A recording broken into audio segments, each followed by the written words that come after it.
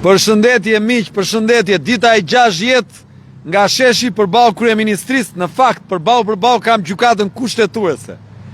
Gjykata kushtetuese sot, pas sikleteve të mëdha, arriti të tejkaloj presionin total të pushtetit të Edi Ramës dhe tranzicionin shqiptar. Sot është një ditë e rëndësishme, është një ditë ku pandëshkueshmëria ka marrë një goditje fatale. Shpërndajeni këtë live, miq, shpërndajeni këtë live për gjithë miq që të na bëjmë pyetje, të kemi një bashkëbisedim për të folur në lidhje me zhvillimet dhe atë që duhet të ndodhë tashmë, pasi në gjykimin tim modest, sot nuk është vetëm rrëzimi i Belinda Baukut si koncepti një njeriu që ka bërë dëme në këtë vend, po është rrëzimi i godinës korruptive të Edi Ramës dhe i qeverisë së tij. Me angazhimin e tij për të mbrojtur me çdo kush Belinda Baukun, Edi Rama u pozicionua si një zyrë avokatie për zvendës kryeministren në gjithë këtë proces. Ai kishte në fillimet e reformës në drejtësi që partia që ai drejton, Partia Socialiste, nuk do të kthej kurrë në një zyrë avokatie për funksionarët e partisë së vet nëse kapeshin me probleme nga drejtësia. Fakti është që për muaj me radhë zyrtarë të ndryshëm të Partisë Socialiste që shkuan para drejtësisë nuk u morën në mbrojtje nga kryeministri apo Partia Socialiste, por kur erdhi çështja te Belinda Bauku, te zvendës kryeministria, ai u angazhua totalisht dhe e ktheu këtë në një zyrë të madhe avokatie, duke angazhuar deputetët, ish-ministrat, ministrat dhe gjithë qeverinë në të gjitha nivelet, që nga komisioni posaçëm parlamentar dhe deri te gjykata kushtetuese. Një angazhim total që dëshmon se Edi Rama u vendos në mbrojtje të padrejtësisë, u vendos kundër organeve të drejtësisë, u vendos kundër interesit publik dhe u dëshmua nga gjykata kushtetuese që ky njeri mori në mbrojtje kundër interesit të qytetarëve zvendës kryeministren Belinda Bauku. Sot gjykata kushtetuese ka dhënë një dritë shprese dhe tashmë është nevojë që qytetarët masivisht të rreshtohen kundër atij që nuk ka më legjitimitet moral. Sot qeveria e desën që ai kishte bërë për të mbrojtur padrejtësinë e qeverisë së tij në kurrizë të parave publike të këtij vendi, në kurrizë të shpresës së qytetarëve të këtij vendi, në kurrizë të ardhmes së fëmijëve dhe rinisë së këtij vendi, të një republike që në vitin e fundit ka humbur 18.000 të rinj. Në vitin e fundit në Shqipëri kanë lindur 23.000 qytetarë, diçka më shumë se 23.000, dhe kanë vdekur diçka afërsisht te 23.000, nuk e kam të përcaktuar sakt, por nga ana tjetër kemi humbur 18.000 të rinj, të cilët kanë ikur nga ky vend. Pra, populata e këtij vendi është me ulje shumë të madhe negative në të gjithë dimensionet dhe vendi jon po zbrazet për shkak të gjendjes dhe të padrejtësisë që është stabilizuar këtu. Sot Edi Rama në gjykimin tim nuk ka më legjitimitet moral, qeveria e tij sot nuk ka më fuqi morale për të qëndruar në këmbë. 83 mandatet që ai pretendon se i mori në zgjedhje sot kanë zero vlerë dhe sa më shpejt që ai ta kuptoj këtë, aq më mirë është për të dhe ata që e ndjekin. Kjo është një histori që nuk ka kthim pas.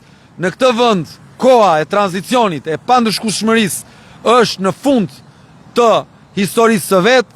Një epokë e re po vjen në Shqipëri, epoka e shtetëndërtimit, epoka e zyrtarëve të cilët mbajnë përgjegjësi për atë që bëjnë. Është koha për një bashkim të madh qytetar për ta detyruar e për t'i dhënë shtytjen e fundit atij që sot është i provuar në të gjitha dimensionet se nuk përfaqëson më interesin publik. Unë jam në pritje të pyetjeve tuaja.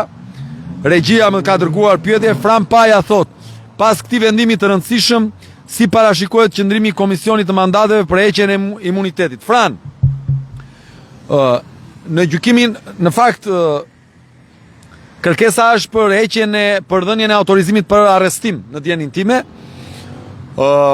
Ata mund pretendojnë tashmë dhe mendoj që mund ta bëjnë këtë lojë, mund pretendojnë për sa kohë u pranua pezuimi nga detyra nga ana e vendimit të gjykatës posaçme, nuk ka më arsye pse të jepet autorizimi për arrestim, sepse arrestimi nuk ka më vlerë, sepse ajo nuk mund i prish më provat. Pra u pranua nga gjykata kushtetuese që ajo të pezuohet dhe përpasoj nuk ka më rrezik për t'i prishur provat. E përpasoj komisioni parlamentar i drejtuar nga Partia Socialiste mund të argumentoj që nuk ka më arsye që të jepet autorizimi për arrestim. Unë mendoj që jemi në një fazë që këtë punë tashmë duhet ta zgjidhin qytetarët.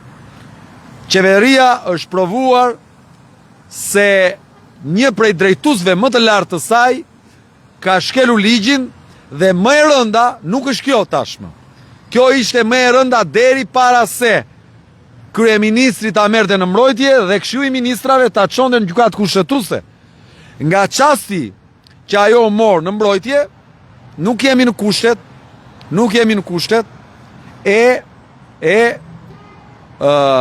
një qeverie e cila mund të ketë më legjitimitet moral. Kështu që unë besoj që është momenti që të gjithë një zëri kërkojmë dorëheqjen e kësaj qeverie, krijimin e qeverisë tranzitore, e përbër nga intelektualët më të mirë, të krijohet një komitet qytetar për qeverinë tranzitore, e përbër nga gjithë partitë politike dhe nga organizatat aktive të shoqërisë civile, nga intelektualët e angazhuar, dhe të gjendet një rrugë zgjidhje për një qeveri tranzitore që të përgatisë reforma theua në këtë vend sa i takon ligjit zgjedhor dhe përgatitjen e vendit për zgjedhje. Shqipërisë tashmë i duhet të shkëputet nga kultura e vjedhjes së zgjedhjeve, nga dominimi i zgjedhjeve, padrejtisht nga të fortët që ndikojnë votën, nga paratë që blejnë votën, nga institucionet e shtetit të cilat deformojnë votën përmes bërjes së favoreve, shtresave të ndryshme sociale apo individëve të caktuar. E për këtë duhet një qeveri kujdestare, tranzitore, që ta përgatis vendin për zgjedhje, që partitë politike të hyjnë në garë dhe më në fund të kemi zgjedhje demokratike në bazë të një sistemi të cilin duhet ta reformojmë totalisht. Eduard Lezemeria thot Adriatik, edhe sikur me 10 veta të mbetesh mos u bëj palë me askënd që ka vjedhur dhe shkatruar Shqipërinë nga 35 vite. Turoj suksese dhe mos u ndal. Populli ynë është marrosur nga militantizmi dhe duhet pak kohë dhe punë t'i hapësh syt. Të përshëndes.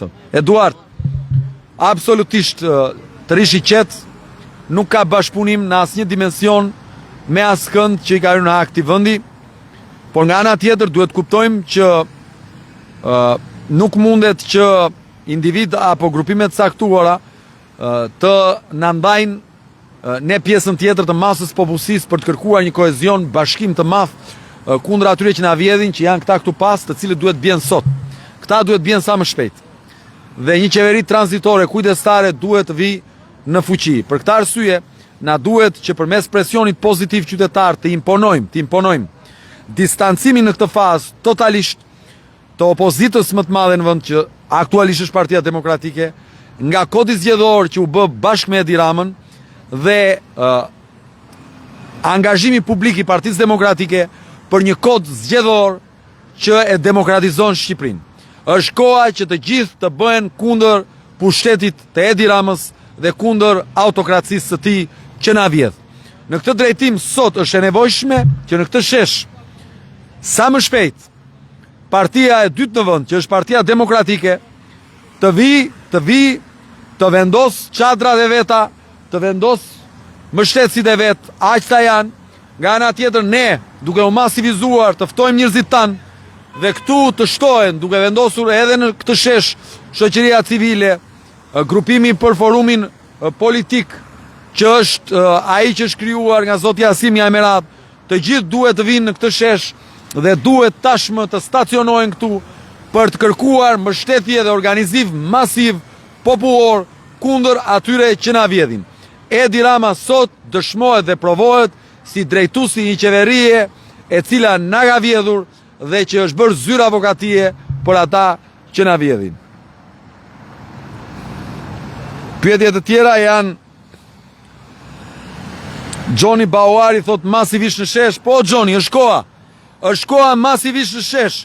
Është koha këtu me çadra, është koha këtu të rrim të gjithë, është koha këtu të krijohet një masivitet i të gjithë atyre që janë kundër. Është koha që kjo vatër tashmë të bëhet një plagë e madhe, të cilës Edi Rama nuk do të mund t'i mbijetoj. Kjo është koha. Është koha të ndahemi nga tranzicioni, është koha të ndahemi nga pandëshkueshmëria, është koha të ndahemi nga hajdutëria, është koha të ndahemi nga të fortët që e kanë përdorur shtetin për të rritur cilësinë e jetës tyre dhe për të na vjedhur, dhe i kanë lënë ilaçet e këtij vendi, spitalet e këtij vendi, pa ilaçe, i kanë lënë shkollat e këtij vendi pa ngrohje, i kanë lënë të rinjtë e këtij vendi pa shpresë, pa të ardhme, i kanë larguar, i kanë lënë prindrit e gjyshit e këtij vendi pa pensione dinjitoze, e kanë lënë këtë tokë jetim me një qeveri e cila dhunon vazhdimisht këdo që guxon të kërkojë drejtat e veta, sillet e fortë përballë njerëzve të zakonshëm dhe sillet e përulur servile dhe bashkëpunëtore e atyre që e vjedhin dhe atyre që janë krimi organizuar në këtë vend. Tik Çami më thot forca tik se qeveria Rama edhe pakve dhe në burg bashkë me ministra e deputetët që ka. Shiko, është një moment që duhet kuptojmë rëndësinë e momentit. Nëse presim që e gjitha të ndodhë për shkak të drejtësisë, nuk mund të ndodhë kështu. Mos e mendoni kështu dhe mos u vendosni në atë gjumin e reatist që do ta bëjnë të tjerët për ne. Jo, duhet këtu përballje, siç ai në këto kohë ka bërë presion gjykatës kushtetuese, qendresa jon, protestat, qytetarët e angazhuar ka bërë presion pozitiv që të balancojnë këtë harbutëri të pushtetit, ndaj është e nevojshme që këtu njerëzit të jenë në shesh, është e nevojshme që të bashkohen në shesh, është e nevojshme që këtu të krijohen shumë vatra të plagës së madhe që duhet i hapet trupit të kësaj qeverie të korruptuar për të mos e lejuar më të vazhdoj të ekzistoj dhe të mjetoj. Sepse ka një shprehje që ajo që së vret më të fortë. Nëse këta e kalojnë këtë fazë dhe qëndrojnë në këmbë, atëherë janë shumë më të fortë për të na shtypur në vazhdim. Ndoshta do të ndrojnë metodikat e vjedhjes e me radhë, por këta janë mësuar ta bëjnë këtë gjë, ndaj ne duhet të mos i lejojmë dhe duhet kjo histori të marrë fund sa më shpejt. Ervin Cassandra thot, po duhet burg dhe sekuestrim të pasurisë se ka vjedhur popullin. Ervin, kjo është një çështje që i takon drejtësisë. Unë e kam thënë në të gjitha daljet e mia të fundit dhe po e ritheksoj dhe sot, personalisht kam qenë një mbështetës i flakt i të gjithë organeve të drejtësisë si aktivist, por nga momenti i hyrjes politik jam më i kujdesshëm për një arsye shumë të thjeshtë, sepse unë besoj që drejtësia ndihmohet duke respektuar hapësirën e vendimeve të saj, duke respektuar legitimitetin e saj dhe duke i dhënë asaj mundësinë që të jetë subjekt i ligjit, të respektojë ligjin dhe të zbatojë ligjin. Kaq, nuk ka rëndësi që të bërtasim ne pro apo kundër drejtësisë, ne duhet ta lëmë drejtësinë të bëjë punën e saj. Sepse nuk mund ta selektojmë, ajo gjykatë që jep një vendim që ne na duket i drejtë, ta mbështesim, ndërkohë një gjykatë që jep një vendim që ne nuk na duket i drejtë, ta anatemojmë e të protestojmë. Në këtë drejtim, patjetër kërkojmë të kthehemi në këtë pikë. Alex Vrabi më thot, pas këmbën e mbar Bela sa më shpejt Rama mbrapa dhe të gjithë korruptuarit në burg. Kjo nuk është çështje emrash, kjo është çështje e një republike që duhet të ndahet nga vuajtja, nga korrupsioni, nga pandëshkueshmëria, nga tranzicioni. Është koha për të ndërtuar një shtet modern, të ndershëm, me një administratë dinjitoze në Shqipëri. Kur i thoshim këto 3-4 vite më parë, dukeshin si ëndra, dukeshin si gjërat pa besueshme, apo jo e dona. Ëna ja da. Sot po ndodhin. Dhe t'jeni të bindur ju që për këtë vend, nëse ne të gjithë bashk rreshtojmë krah të drejtës duke u distancuar nga hajdutëria, mund të vinë ditë shumë të bukura, mund të vinë ditë të bardha. Është e rëndësishme si do pozicionohemi ne si qytetar. A do qëndrojmë indiferent, apo tashmë do të gjejmë fuqinë për t'u organizuar dhe për ta ndalur hajdutërinë. Është shumë e rëndësishme, se cili nga ju që më dëgjon duhet kuptoj që në këtë vend askujt nuk i shkoi mirë hajdutëria e 34 viteve. Do thoni ju, po jo, ca kanë bërë lek. Spitalet mungojnë, kur u bie haui, i lënë të gjitha aty. Ajri që thithin është i ndotur, kanceri është bërë si grip, mbi 7.000 raste në vit. Nuk pyet ai i flamosur. Ke vjedhur, je i mira, je i keqa, ke para, s'ke para, ai të kap. Cilësia e ushqimeve, katastrofë. E me radhë. Kështu që është moment i rëndësishëm.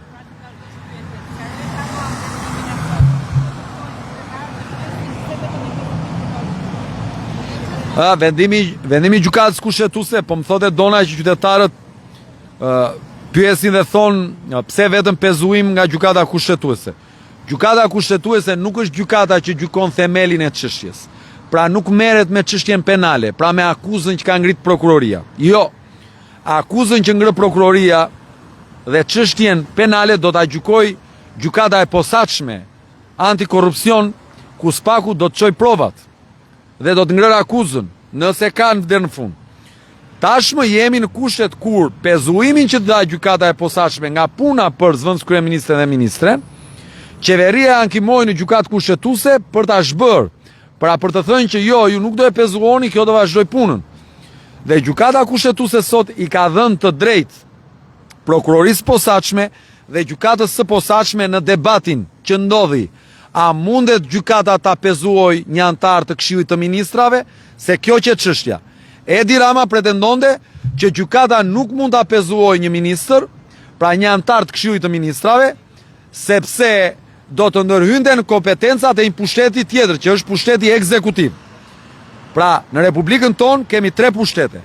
Pushteti ekzekutiv, pushteti legjislativ që është parlamenti dhe pushteti gjyqësor që janë gjykata. Kryeministri i vendit pretendonte që gjykatat nuk mund të pezuojnë një ministër sepse do të ndërhynin në kompetencat e pushtetit ekzekutiv. Pra të thënë ndryshe, thoshte që mund të vijë sa të dojë një ministër, po nuk pezuohet dot nga puna nga gjykata sa kohë është ministre. Dhe sa kohë parlamenti nuk ka dhënë autorizimin që ta arrestohet.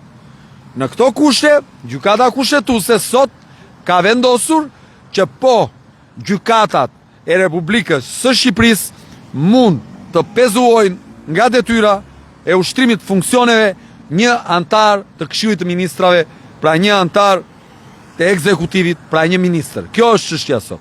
Sa i takon veprave penale që ka kryer zonja Bauku, ato do të hetojnë e do të gjykohen në gjykatën e posaçme kundër korrupsionit. E shpjegova mirë don. Faleminderit. Pyetje të tjera.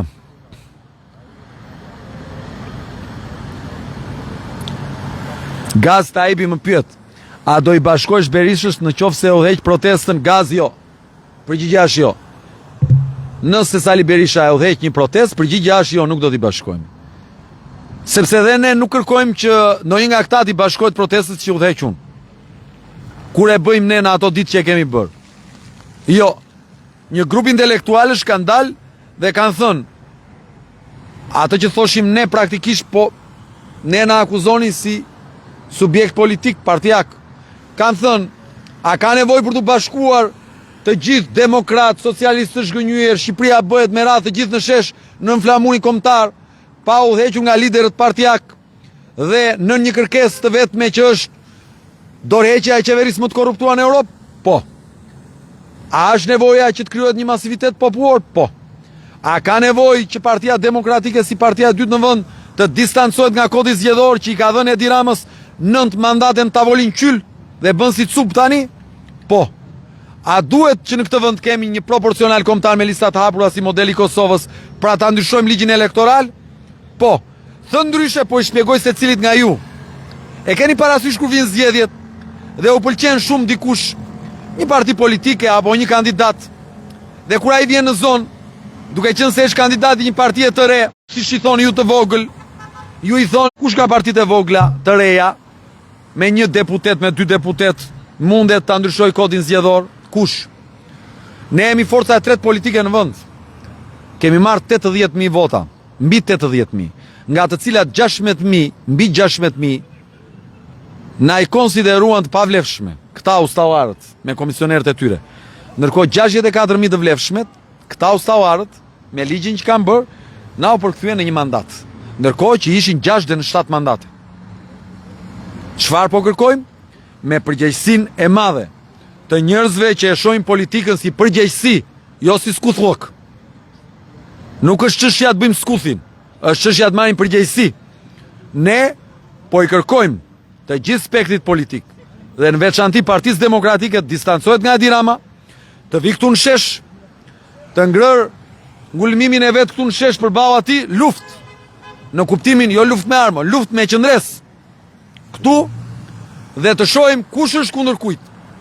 Se nuk shkon që të bëhet protest turistike 2 orë, të iket në shtëpi dhe kur vjen puna e kodit votohet Edi Rama dhe vazhdon Edi Rama me kyll mandatet. Ka marrë vota kësa here për 74 mandate, edhe ato që vodhi dhe bleu, dhe ndërkohë ka marrë 83 deputet.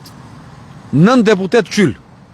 Kështu që Partia Demokratike ka mundësin të distancohet nga Edi Rama totalisht, të vinë shesh, të krijojë ngulmimin e vet këtu, vatrën e vet, të vinë qytetarët e gjithë subjekteve, shoqëria civile, ndër të cilët zoti Asimja, zoti Ramaj, zoti Ruci, ata që janë angazhuar, pra që kanë marrë këtë nisëm për të përbashkuar palët, duhet vinë në shesh dhe ata të bëjnë gati të vendosin këtu ngulmimin e tyre, të intelektualëve, dhe këtu të krijohen vatra të ndryshme, dhe këtu forumi qytetar të masivizohet, dhe këtu t'i ftohen të gjithë të tjerët, kush e ka seriozisht luftën me hajdutët.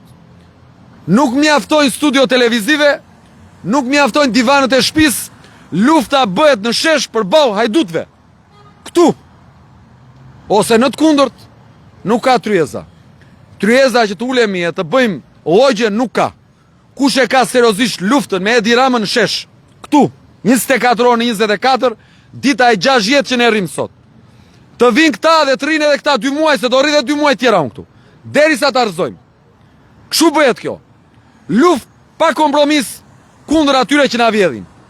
I pres këtu të gjithë të krijojmë vatra të ndryshme, që nga intelektualët me zotin Asimen krye, te Partia Demokratike, të gjitha partit ta tregojnë ja sheshi, ja mejdani, të gjithë këtu përballë Edi Ramës. Kjo është çështja. Mos ngrita shumë zërin. Po u emocionova. Se është njeri jam dhe unë. Atere, i dajet Muqa, nga Amerika i dajet, i ri në Filadelfia, se tani unë njo dhe me emra. A është kjo i betej me spak të mbështetur nga Amerikanët dhe Bauku të mbështetur nga Kryeministria? I dajet, kjo kuptohet qartë çfarë është. Është një betej mes atyre që kanë marrë peng Shqipërinë dhe nevojës së këtij vendi për të shkëputur nga pandushkueshmëria, nga hajdutëria, nga tranzicioni. Kjo është e ditur publikisht.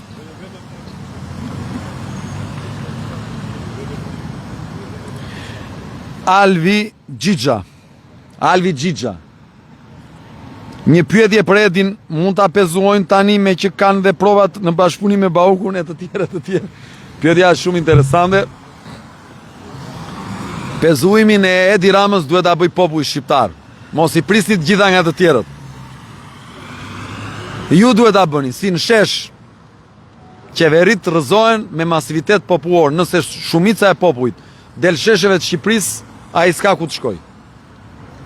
Nuk bëhen këto duke pritur çdo gjë nga të tjerët, në shesh. Këtu në shesh. Dhe kjo nuk është për ty konkretisht, është dhe për ty, po jo vetëm për ty.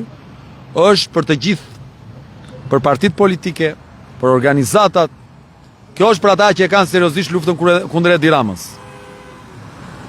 Nëse dikush mendon që iku Belinda Bauku, do bje Rama dhe do vim ne të tjerë dhe do ta marrim gati pushtetin, nuk ndodh kështu. Nuk ndodh kështu. Dhe nuk ka për të ndodhur kështu.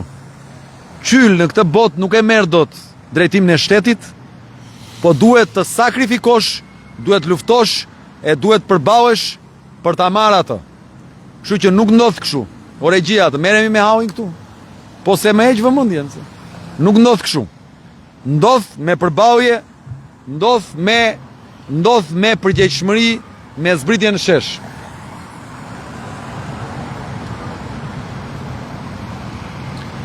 Alfred Kastrati, Adriatik pas vendimit kushtetues, a i ka ngelur zonjës Bauku ndonjë shtek tjetër për t'i shpëtuar burgut? Alfred, kush ka vjedh parat të këtij vendi nga buxheti i shtetit, herët ose vonë do përballet me drejtësinë. Kush ka futur dorën te buxheti I shtetit, te lekët e ilaçeve të vjedhura, te lekët e rrugëve të vjedhura, te lekët e pensioneve të vjedhura, te lekët e shpronarëve që s'ka marrë dëmshpërblimet, te lekët e shpërndjekurve që si kanë marrë, duhet të di që do përballet me drejtësinë. Kjo nuk është një shkencë që po ndodh në Shqipëri. Kjo ka ndodhur në vende të tjera në 21 vende para Shqipërisë. Është një gjë që kush ka ndjekur ato vende e di që çdo gjë që po ndodh këtu ka ndodhur atje. Se më pyesin shpesh më thon, "Ore, po ti nga e dije këtë?" Kur them ndonjë gjë paraprakisht. Po e dija mos e kam parë rastet e ngjashme të shteteve të tjera dhe procesi ka ecur identik njësoj. Mjafton të kesh ndjekur historikun e atyre vendeve për të kuptuar çfarë do ndodh këtu. Kjo është çështja. Sigurisht që ai e di që unë e di dhe që ne e dim edhe e di ai këtë punë. Se u bë shprehje kjo. Pa ai e di. E di ai këtë punë. Kemi pyetje tjera? Çlirim shpata, do të ketë, a do të bëni kërkesë që përveç se të futen në burg të sekuestrohet pasuria e merat? Çlirim nuk e bëjmë ne këtë, e bën ligji. Nuk është çështja jon. Ligji përcakton qartë edhe do duhet zbatohet. Dionis Serdari a mendon se pavarësisht vendimit të gjykatës për Baukun do të mund të mos ketë ndërhyrje të tjera korruptive për të mos e arrestuar? E shpjegova që parë që Komisioni I Mandateve mund të arsyetoj që kërkesa për arrestim nuk ka më vlerë sa kohë ajo pezuar nga detyra dhe kërkesa e parë Spakut ka marrë tashmë fuqi. Dhe vendimi I gjykatës posaçme kundër korrupsionit. Në këtë drejtim po patjetër ata kanë mekanizma juridik për ta shmangur. Kanë. Sepse në çdo rast për arrestimin e zonjës në fjalë duhet që të jap miratim Komisioni parlamentar përkatës sipas nenit 118 të rregullores së Kuvendit të Republikës së Shqipërisë. Kështu që mos prisni që t'i bëjnë të gjitha të tjerët. Duhet qytetarët në shesh. Ju përshëndes, ju uroj më të mirat, kini besim që fuqia qëndron te ju. Në shesh.